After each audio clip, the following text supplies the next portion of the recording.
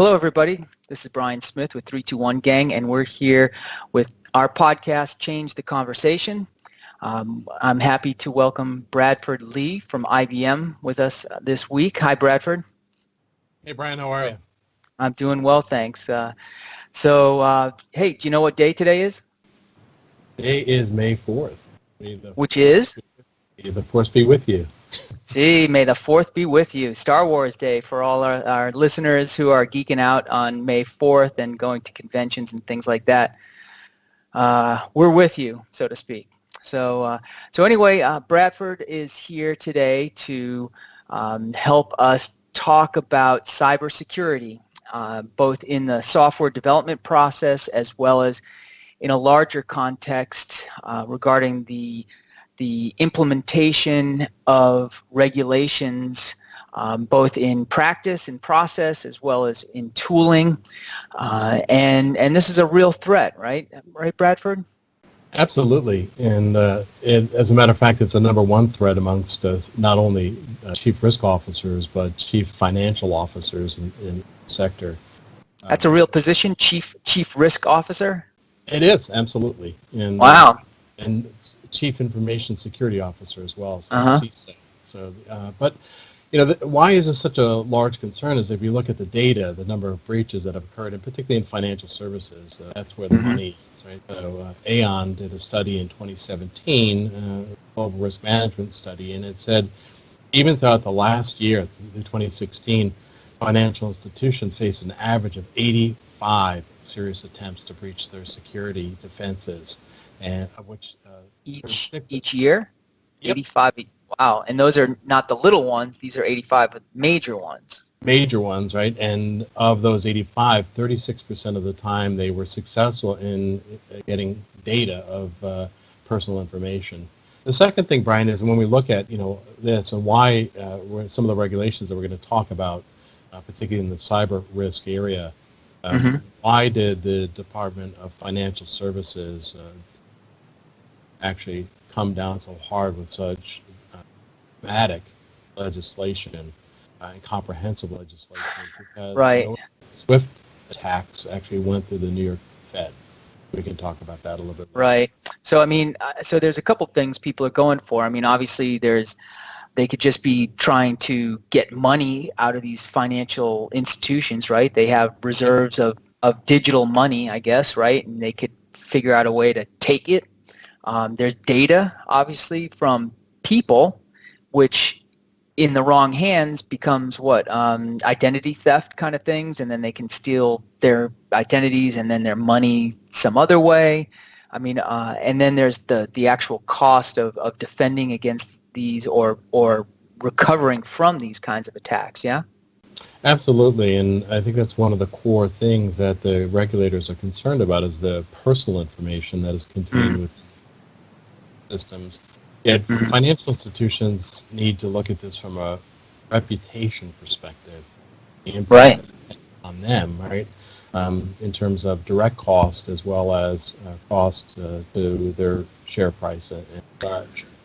Real quick, Bradford, you mentioned this share price thing, and one of the pieces of data that you shared with me that I think is relevant in that context is that 65 companies were evaluated in 2017, I think, and their combined share prices went down over $52 billion once it was learned that there had been some kind of data breach, and that's real money right there too.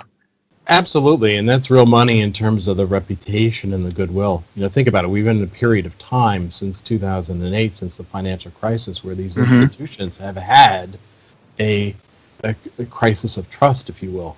And some of the other institutions that are springing up that don't have the legacy infrastructure don't have this black mark.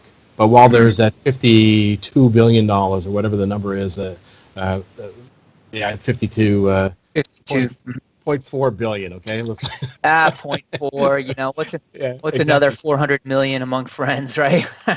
In terms of the share price, right? When we look at this and we look at what the direct cost is to institutions, there's another study that that indicates that there is substantial cost that's associated with litigation. So Of between course, yeah. I mean, 2008, that period that I talked about before, between 2008 and 2012, the top 10 global banks lost close to $200 billion in associated costs. So it's not only the cost and the share that's price four itself. times even more. So I mean, in total, we're talking about $250 billion, and that's not even all the companies. That's just the biggest ones. That's right. That's right. And again, that is the cost attributed to litigation, to compensation, Mm-hmm. to claims, to operational mishaps. So Are these numbers going up? They going down? Are they level? Where do you see great them question. going? So they are definitely they're, and that's part of the response as well, right? So the number of attacks will certainly increase Mm-hmm. as there are more areas and venues, if you will, for Right. penetration. Talk Mm-hmm. about that with the transformation from a project perspective to a Mm-hmm. product perspective, customer experience, and giving people new ways to interact with their financial institutions. Mm-hmm. So as such, right, this presents additional opportunity for Right. hackers. The other thing that's really going up, and this is where it has to at some point end, is the sheer cost of compliance. It just is, it keeps going up dramatically, the amount of money that institutions are spending on compliance to do tasks and activities that are associated with getting a organizational map, right, that Mm-hmm. actually aligns the business to the infrastructure and Mm-hmm. where these activities are potentially Right. areas of threat, vulnerabilities. That mapping is something that needs to have some support from tooling. So now these regulations are in place to help prevent these kinds of cyber attacks, but the infrastructure to maintain them costs money, is what you're saying, right? And that but inherently, are the regulations bad? Are there too many? Are there too few? Or really is it just a matter of they exist, and in order to deal with them, we want to deal with them effectively and efficiently so that we can focus on our core business? Yeah, that's an interesting question, and it borders on the political, and whether you think there's too much regulation. Not you, Brian, of course, but one thinks Well, that no. there's if one thinks there's too much regulation or not enough regulation. Regulation is constantly changing, and I Right. think we're in a period right now where we're trying to right size. One of the other challenges that exists within this space is there are a number of regulations and or standards which financial institutions have to adhere to. So notably, the one that's in this space that has come to market most recently is this New York Department of Financial Services, which Mm-hmm. actually covers 3,000 entities that do business within the New York State. Hmm. But that's not alone, right? That's actually, there are a series of other regulations that are built on the back of this and actually target the exact same thing. So Mm-hmm. it could be the ECRM, it could be Mm-hmm. updates to the FFIEC rules that exist today. There are, again, a number of these regulations that exist. So if you're a financial institution and you do business not only in New York State, but you actually do business in other areas, you need to comply with the standards that are associated with uh, institutional bodies such as SWIFT, Mm-hmm. the New Right. York Department of Financial Services, which we spoke about, the Federal Reserve Bank, which has its standards, and then Mm-hmm. additional things that are coming in light of what you asked about before with data, which are the UK data protection rights, GDPR, which are coming, the Australia Privacy Amendment, Mm-hmm. which is around data breaches. So institutions, those ones that we talked about before, Mm-hmm. they're subject to all of these. And so what is the transition that actually is required from a financial institution? Well, they have invested in the endpoints, if you will, in terms of what does this regulation mean in Mm-hmm. general? What Right. does this mean to us as an institution, and how are we going to embody that? Like So its interpretation and how we're going to effectively deploy our interpretation of that within our infrastructure. exactly. So a tremendous amount of spend has been in that area itself in terms of in-house personnel, as Mm-hmm. well as securing outside counsel, and Right. then on the other end, Brian, which is in terms of the infrastructure itself. So how are we Mm-hmm. doing penetration testing? How are we doing identity Right. and access management? How are we doing Right. testing, white and black box testing? Right. One of the documents that I glanced through, I'm going to look at my cheat sheet here. You know, there are quite a few levels of cybersecurity that one can focus on, which speaks to the costs you were alluding to. You know, identifying threats, protecting against threats, detecting the threats, responding to them, and then recovering from them. Now, your role at IBM is within what is called now the Watson IoT brand, and focused more on typically on software and systems engineering, right? Which is a key piece to this puzzle. Can you speak a little bit to the practices and processes? I mean, financial institutions are using a lot of agile software development and using frameworks like the Scaled Agile framework to scale that. And how does IBM fit into that world of software systems development, and as well as the more broader cybersecurity space? Yeah, no, indeed, and that actually is a pretty broad question, and yeah, and there's a thanks, lot in there.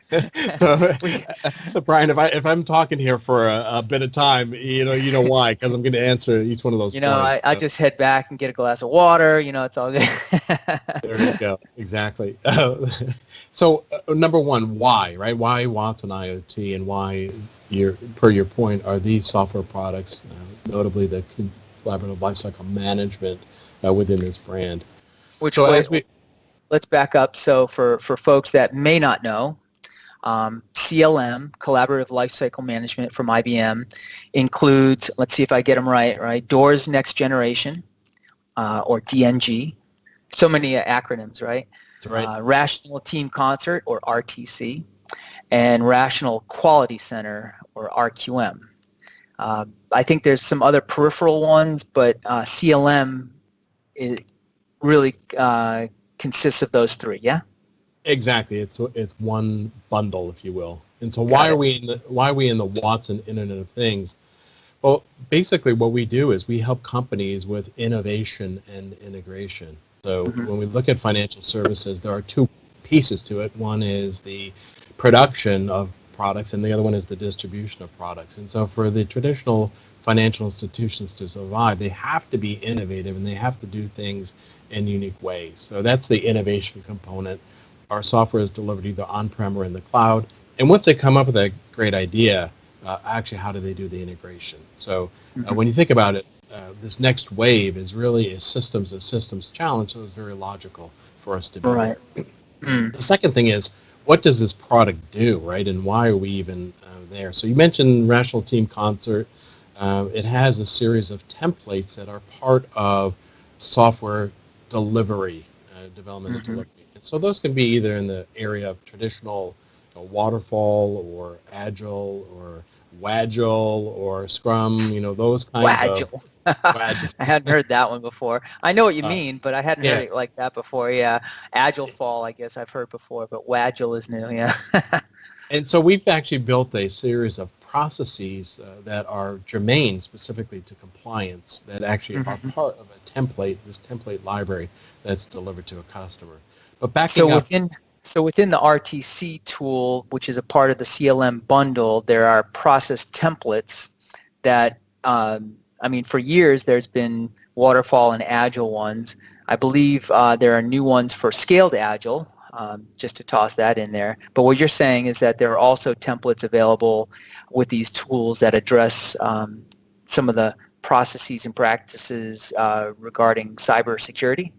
That's correct. So when we think about this, part of the issue here, one of the biggest issues for institutions is, back to that point on the endpoints, is that they actually have invested in the front end in terms of the regulations and on the back end in terms of the infrastructure.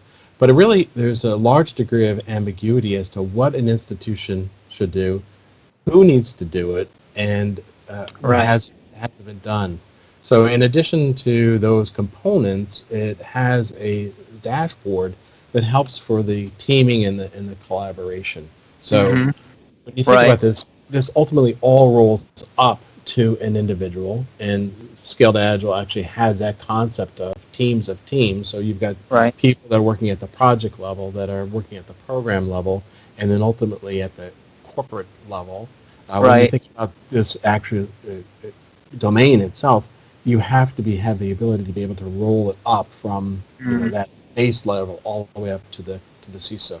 So what's interesting is that the CISO, right, this Chief Information Security Officer, under the NYDFS regulations, much like Sarbanes-Oxley, or SOX, right? SOX, right. In the attestation of earnings section of 404 of that, he or she equally need to sign off that they have the program in place, that they know in the event that there is a security breach, they have to report back within 72 hours. So this concept, right, of whether it be software development or delivering on a program with RTC's track and plan capabilities, helps at least at the minimum to get the organization talking. Now, is the CISO, is that what you said, the Chief Information Security Officer? Correct. Is that a role that typically sits underneath the CIO, or are they equal partners in this?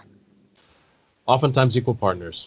Okay. And so again, either going into the CIO, the chairman, or depending how the organization manages at risk, it could be a counterpart to the chief risk. Again, I talked about non-financial risk, NFR. This is a key category that's associated with it. So then, Bryan, there's one other thing I'd like to come back to. Yeah, go ahead. Again, regarding your question, why collaborative lifecycle management? And this seeming a little bit different than the traditional software development. So when you think about software development and delivery, there's a large number of tasks that need to be orchestrated across tools. And those tasks are oftentimes, or should be at least, aligned with delivering to a stakeholder. And so these are requirements. These are basically requirements. And so one of the things that we've done within the tooling itself is managing compliance initiatives in a systematic and structured way. So within the tools, we've got the and software development, or this matter as well, we've got traditionally the functional requirements, and we equally have the non-functional requirements. And when you think about the program that's associated with compliance, many times, but not exclusively, is it associated with these non-functional kinds of requirements. And so these compliance requirements, is that what you're saying? Compliance, regulatory, all of those things that don't actually deliver value to a stakeholder, but are necessary to meet either the compliance of the regulations, or to simply the spirit of them, which is to keep data safe and to keep accounts safe and to keep breaches from happening.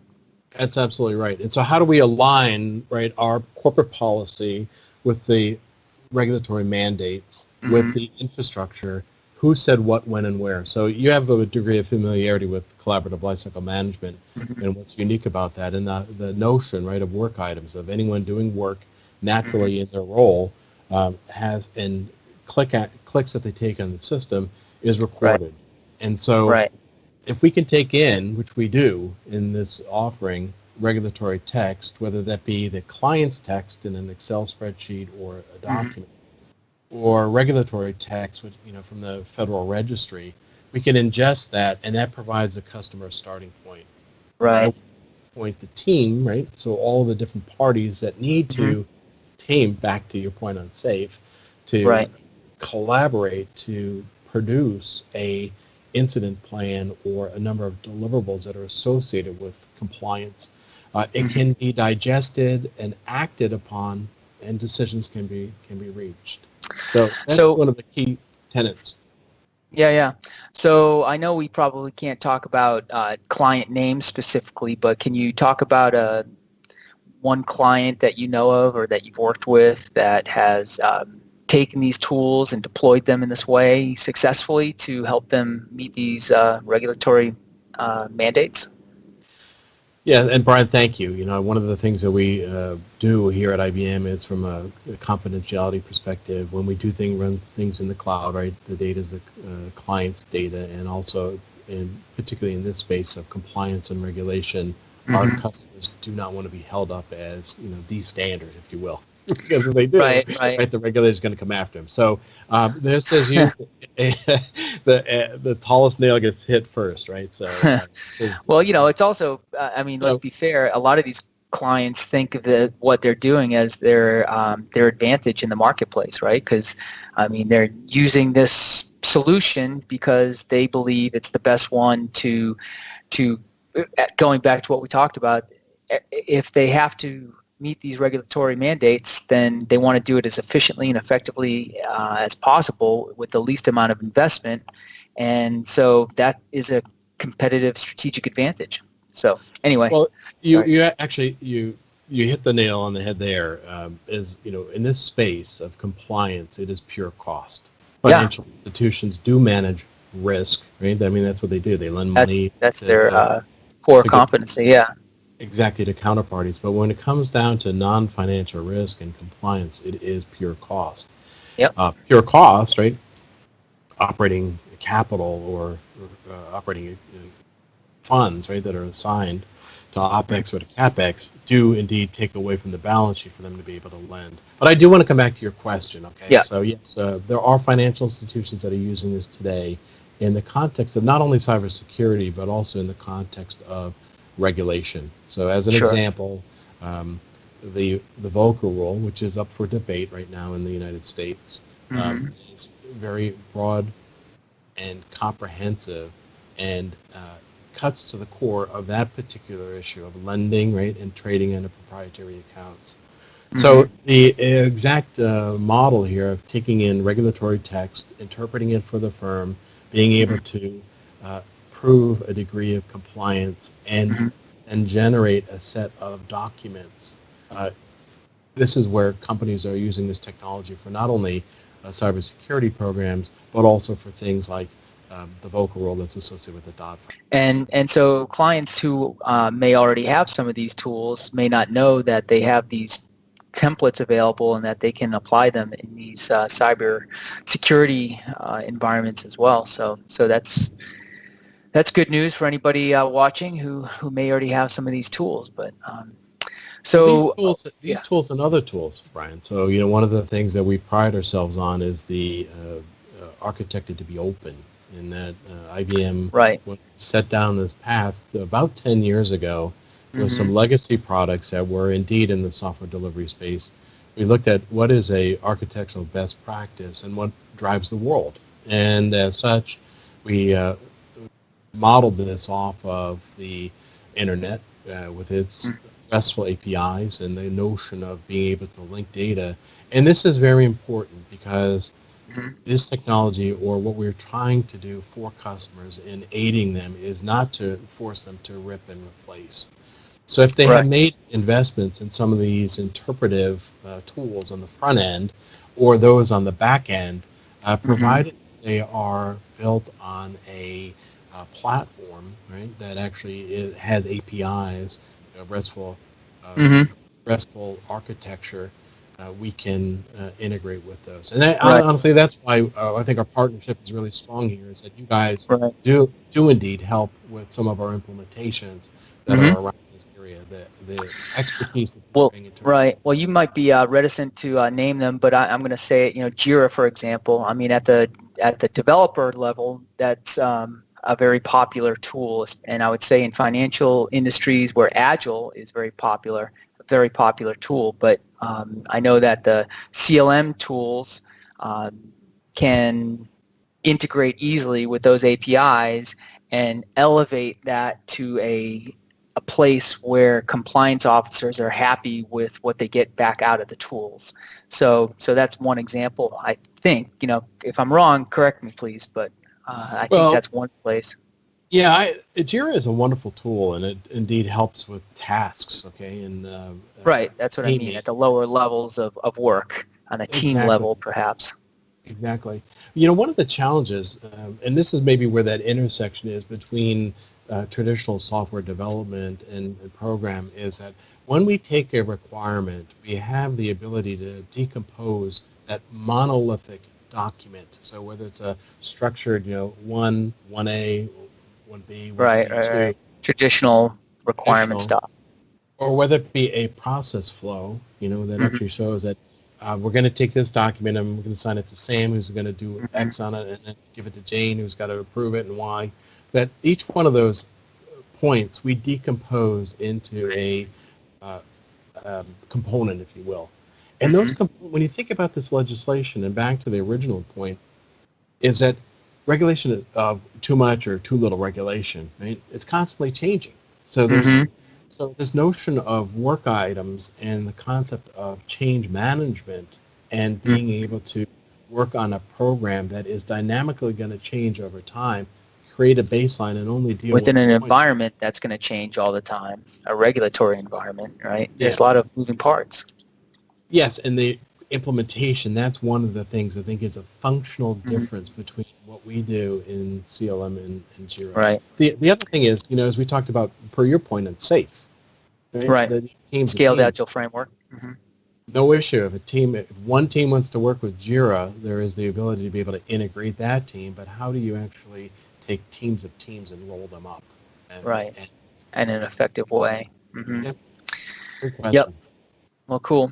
So for the folks who made it this far through the podcast, they've taken away a lot of good information. What can they, if they want to learn more, what do they do? I mean, we're going to put some links at the bottom of this so they can link to some other things, but do you have any recommendations for our viewers? Well, I mean, of course, reach out to us. This is the beginning Hmm. of a journey and a conversation, and either to the gang or to me and Sure. the team that supports these products. Mhm. That's number one. We'd love to Yeah. continue the conversation. Number two Yeah. is I think we're going to have a webcast, right, in terms of some that will show more of Hmm. this in the context. So come back, right, and uh, Right. see some of the detail. Yeah, so the link to that webcast, which will be in the near future, will be at the bottom of this, and people don't forget to subscribe to our channel and those kinds of things. And you know, real one last thing before we sign off here, Bradford, is the gang, we focus a lot on systems and systems engineering, and I know you do as well. This conversation today was more around financial services and that world. But cybersecurity is a big deal in the systems engineering and IoT space as well. Automobiles becoming more connected, being driverless. I mean, gosh, that seems crazy to me. But I read something recently that people didn't like attendant-less elevators 100 or so years ago. So, I mean, I guess in 100 years, people may be all used to automated cars. And military and all sorts of other places where cybersecurity is a huge issue. And the regulations are different and they're always changing. So I think a lot of what we've talked about here can apply to other industries where cybersecurity is a big deal. So I just wanted to Absolutely. say it. The issues and challenges are universal in terms of how do we collaborate, how do we act on it, what is the Hmm. status as to where we are, and what are we with the fulfillment of it. So again, this is germane to financial Hmm. services, germane to any public company, right, that we talked about before, and Hmm. indeed, it's this notion, right, of being able to take all of that to generate reports, attestation reports, breach Right, reports, right. have a response plan. These are all of the things that this product Hmm. indeed. Right. Well, good. Bradford Leigh with IBM, the IoT Watson division. Really appreciate you joining us and sharing your expertise. Bryan, thank you for the time, and again, we really appreciate the partnership. Yep. Thank you. Yeah, you bet. You bet. So everyone, you've been watching 321 Gangs Change the Conversation video podcast. Join us again next time. Links down below for more information and to subscribe to our channel. We'll see you next time. Thank you very much.